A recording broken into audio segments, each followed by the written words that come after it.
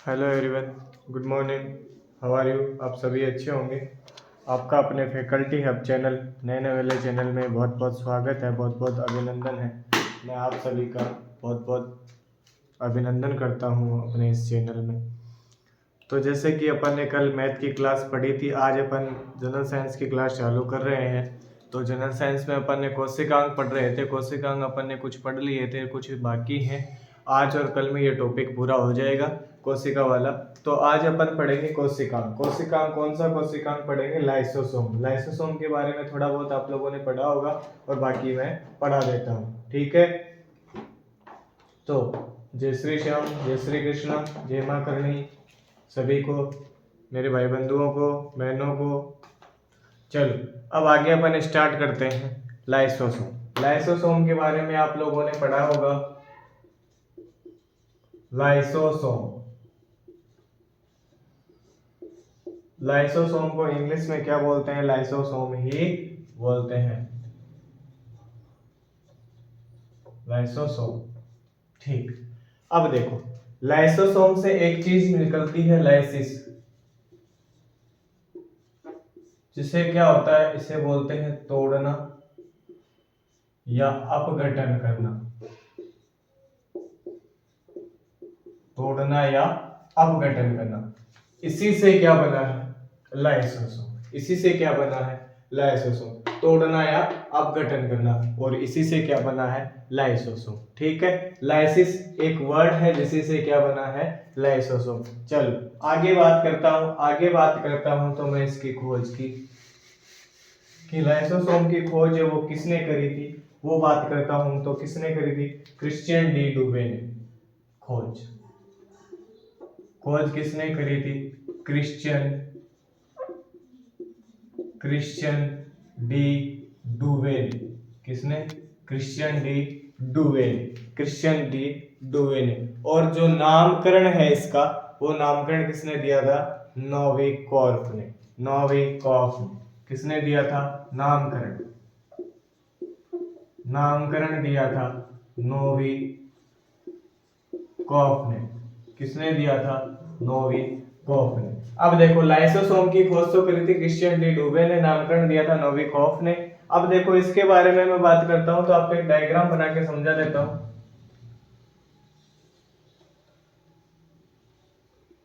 ये लाइसोसोम है, ये लाइसोसोम है भाई।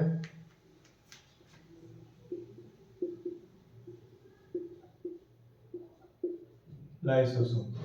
ठीक, अब लाइसोसोम में क्या पाए जाते हैं? एंजाइम।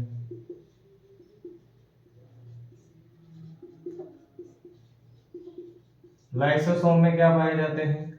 एंजाइम पाए जाते हैं। क्या पाए जाते हैं? एंजाइम पाए जाते हैं। अब इधर मैं बात करूं तो इनका निर्माण किससे होता है? गोल्जी काय से। इनका निर्माण किससे होता है? गोल्जी काय से। एक बार ये छाप लो, फिर मैं दोबारा से लिखाता हूं आपको। देखो, खोज छाप लो, क्रिश्चियन डी डुवे ने करी थी, नामकरण दिया था नोविकोफ ने दिया था। प्लाज्मा में क्या पाए जाते हैं? इसमें लाइसोसोम में क्या पाए जाते हैं? एंजाइम पाए जाते हैं। इसके आगे की थ्योरी अपन पढ़ते हैं, फिर छाप लो।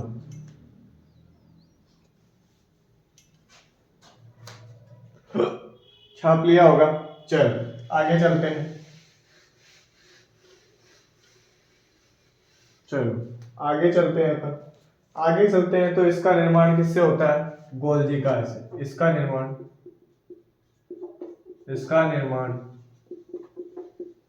गोल्जी काय से होता है। किससे होता है? गोल्जी काय से होता है। ठीक, इसका निर्माण किससे होता है भाई? गोल्जी काय से होता है। अब इसमें अपघटनीय एंजाइम पाए जाते हैं। ये एंजाइम क्या करते हैं? डाइजेशन सिस्टम से संबंधित होते हैं। किससे संबंधित होते हैं? डाइजेशन से संबंधित होते हैं। इनमें अपघटनीय एंजाइम पाए जाते हैं।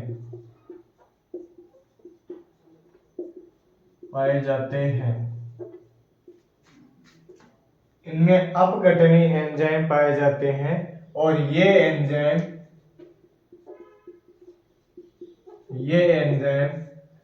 एंजाइम क्या करते हैं? पाचन, डाइजेशन से संबंधित होते हैं।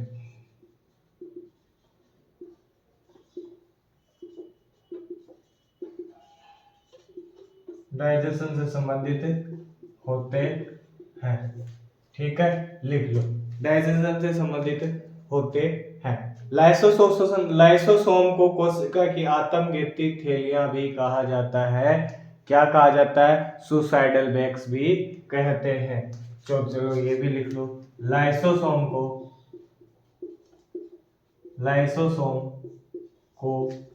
आत्मघाती थैलियां, सुसाइडल बैग्स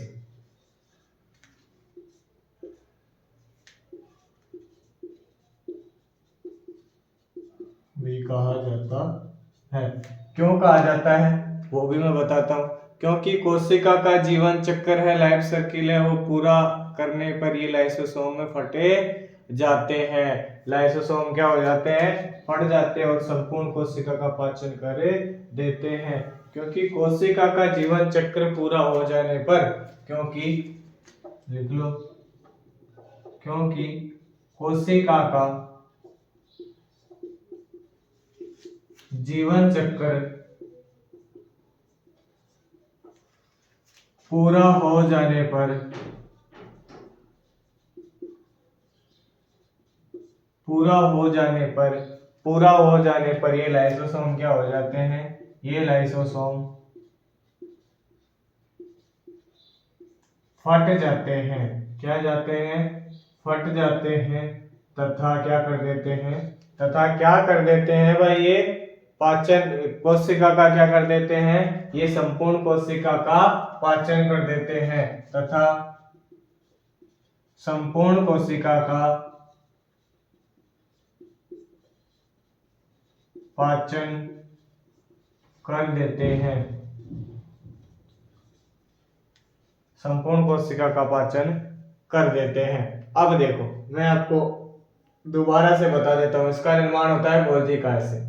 इसमें अपघटनीय एंजाइम पाए जाते हैं। ये एंजाइम पाचन, डाइजेशन से संबंधित होते हैं। लाइसोसोम को आत्मघाती थैलियां इसलिए भी कहा जाता है, आत्मघाती थैलियां भी कहा जाता है, क्योंकि कोशिका का जीवन चक्र पूरा हो जाने पर लाइसोसोम क्या हो जाते हैं? फट जाते हैं। लाइसोसोम क्या हो जाते हैं? फट जाते हैं। फट जाने के कारण संपूर्ण कोशिका का क्या हो जाता है? पाचन हो जाता है। अब इसमें एक चीज और रहेगी, कोशिका में अंतःकोशिकीय पाचन भी लाइसोसोम के द्वारा होता है। इंट्रासेल्यूलर डाइजेशन भी किसके द्वारा होता है? संपूर्ण इस लाइसोसोम के द्वारा होता है। चलो वो भी मैं लिखवा देता हूं। चलो लिख लो भाई, जल्दी से इसको, जल्दी से लिखो।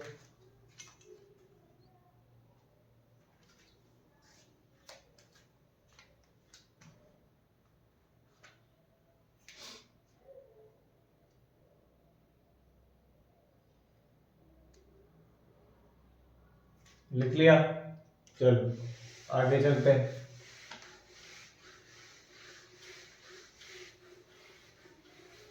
आगे चलो, आगे क्या है? कोशिका में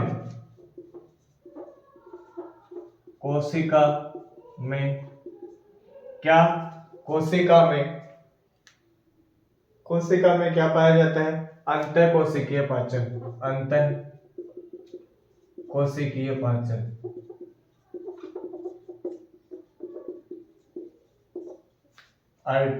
इसको क्या बोलते हैं? Intracellular digestion. क्या?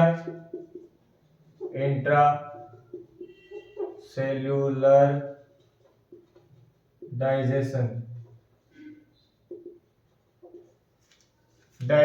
इंट्रासेल्यूलर डाइजेशन भी किसके द्वारा होता है? लाइसोसोम के द्वारा। ये था लाइसोसोम।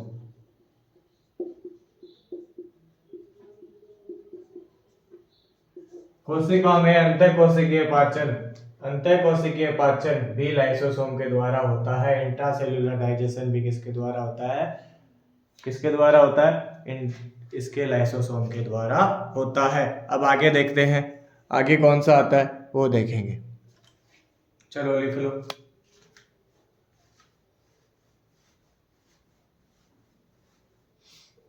अब आगे आता है पक्षमाप एवं कसाव, सीलिया एंड फ्लैजिला।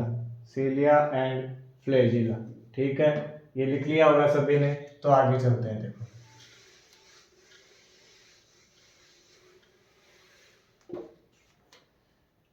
पक्षमाप,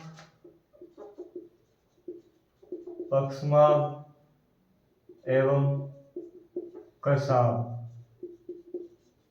इसको तो सीलिया बोलते हैं, इसको बोलते हैं फ्लैजिला।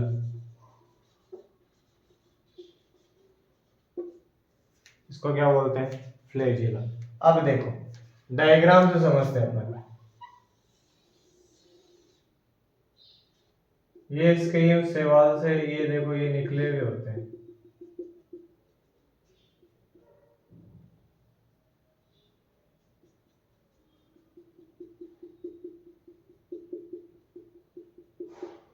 ठीक है, अब एक और बात करूं।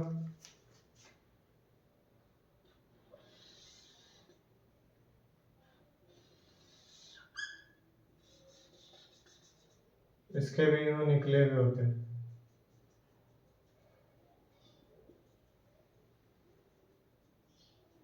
ये क्या है? सीलिया। क्या है? सीलिया। ठीक है, अब मैं बात करता हूं पक्षमाप की। तो पक्षमाप की बात करूं तो देखो पक्षमाप,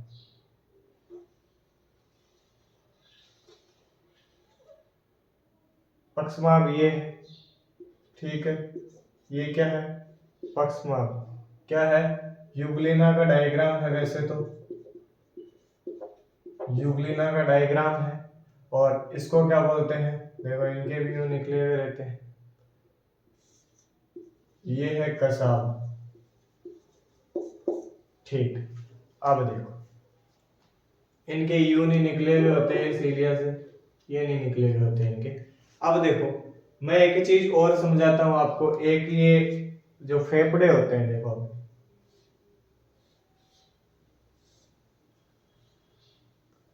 फेफड़े होते हैं,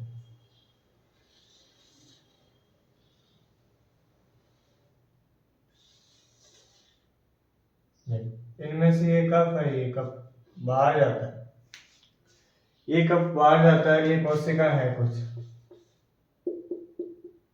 इन पे भी ये जमा हुआ है। ठीक, अब ये जो है ये क्या है? सीलिया। ये क्या है? सीलिया। इसे क्या बोलेंगे अपन? सीलिया। और इसे क्या बोलेंगे अपन? कसाव। इसे क्या बोलेंगे? कसाव। और एक बात करूं तो जंतु व पौधों की योजक कड़ी कहलाती है यूग्लिना। यूग्लिना है जंतु व पौधों की योजक कड़ी। लिख लेना।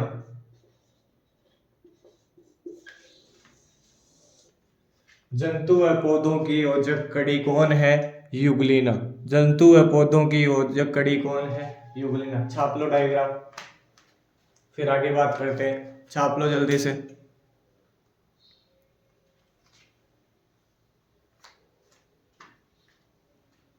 छोटी सी क्लास होती है, इसमें भी इतना टाइम लगाते हो। छाप लिया होगा। चलो तो आगे चलता हूं मैं। स्क्रीनशॉट ले लिया करो। आगे मैं बात करूं इसी की, तो देखो फ्लैजिला व सीलिया गति में सहायक कोशिका है। फ्लैजिला व सीलिया गति में क्या है? सहायक कोशिका। क्या है? सहायक कोशिका है। ठीक, ये हो गया। फिर देखो, फिर बात करते हैं इनका निर्माण किसमें होता है? ट्यूब्यूलिन प्रोटीन से होता है। इनका निर्माण किससे होता है? इनका निर्माण ट्यूब्यूलिन ट्यूब्यूलिन प्रोटीन से होता है। किससे?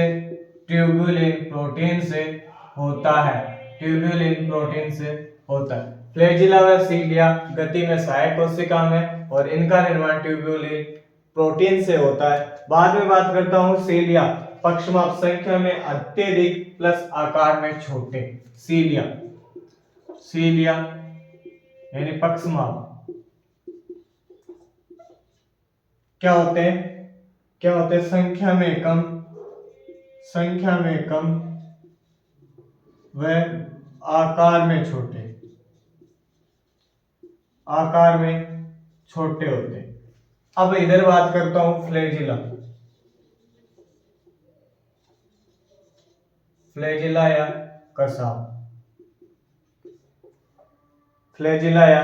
कसाव ये संख्या में अधिक होते हैं भाई, ये संख्या में अधिक होते हैं और आकार में बड़े होते हैं। संख्या में कम और आकार में बड़े होते हैं। अब देखो फ्लैजिला क्या होते हैं? संख्या में कम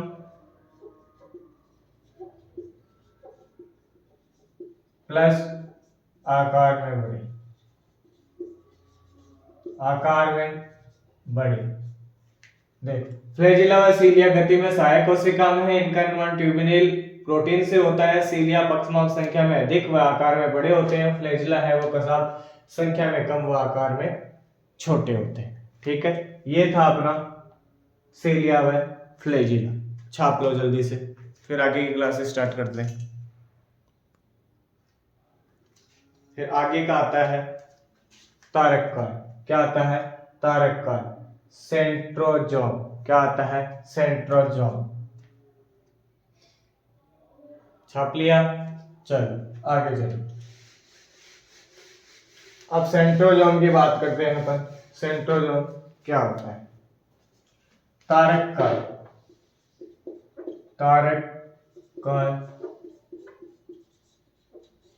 सेंट्रोजोम। अब देखो तारककाय की बात करूं तो वॉन वेंडल ने सर्वप्रथम देखा। वॉन वेंडल है सर्वप्रथम इसको देखते हैं, लेकिन इसकी खोज का श्रेय है वो बोवेरी को दिया। देखो वॉन वेंडल ने सर्वप्रथम इसे देखा, परंतु खोज का श्रेय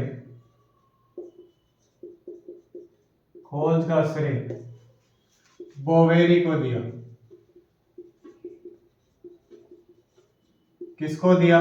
बोवेरी को दिया, क्योंकि इन्होंने इनकी संरचना व कार्य के बारे में बताया। क्योंकि इन्होंने इसकी संरचना व कार्य के बारे में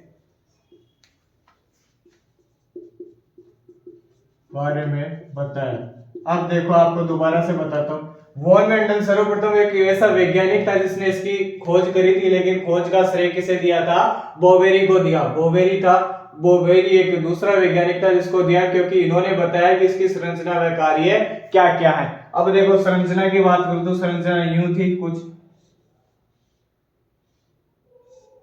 गाड़ी के पहिए जैसी, जिसमें यूं निकले हुए होते हैं। ये गाड़ी के पहिए जैसी संरचना थी कुछ। ठीक है, अब इसकी बात करता हूं तो ये केवल जंतु कोशिका में ही पाई जाती है। ये केवल किसमें पाए जाते हैं? ये केवल जंतु कोशिका। तारककाय हमेशा किसमें पाए जाते हैं? जंतु कोशिका में ही पाए जाते हैं। ठीक है, अब आगे बात करूं तो इसका कार्य, ये तारककाय कोशिका विभाजन में तर्कु निर्माण, सिंडल निर्माण, सिंडल फॉर्मेशन करके सहायता करते हैं। ये तारककाय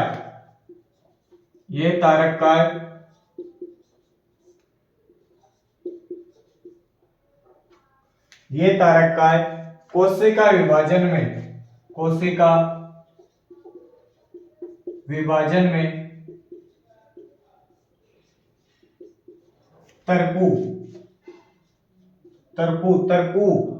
तर्कु निर्माण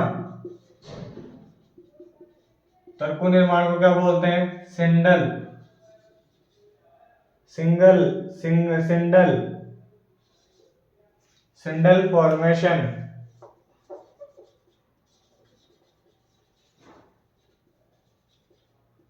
सिंडल फॉर्मेशन करके सहायता प्रदान करते हैं। ये था तारक काय।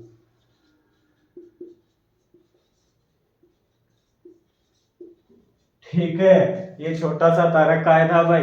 अब देखो तारक काय के बारे में दोबारा बताता हूँ। वॉन मेंडल नामक सर्वप्रथम एक वैज्ञानिक था जिसने इसकी खोज करी थी, लेकिन उसका खोज करना असफल रहा। फिर इसका क्योंकि वो इसके कार्य और वो इसकी संरचना वगैरह नहीं बता पाए, तो बोवेरी नामक एक वैज्ञानिक आए, उन्होंने इसकी संरचना, इसका कार्य बताया। उन्होंने क्या बताया कि जंतु कोशिका में जो अपसेंट होते हैं, बाकी इसकी संरचना दी उन्होंने कि चक्कर के आकार की ये संरचना होती है और ये तारक का है कोशिका विभाजन में तर्कु निर्माण करके सहायता प्रदान करते हैं, यानी सिंडल फॉर्मेशन करके सहायता प्रदान करते हैं। तो बस एक टॉपिक और बचा है इसमें, वो हो जाएगा कल, बाकी कल नहीं परसों करेंगे, पूरा हो जाएगा। तो बस ये छोटी सी क्लास थी आज की, तो आज की मैं वाणी को यहीं विराम देता हूँ। जय मां करणी, जय श्री श्याम, जय बाबा।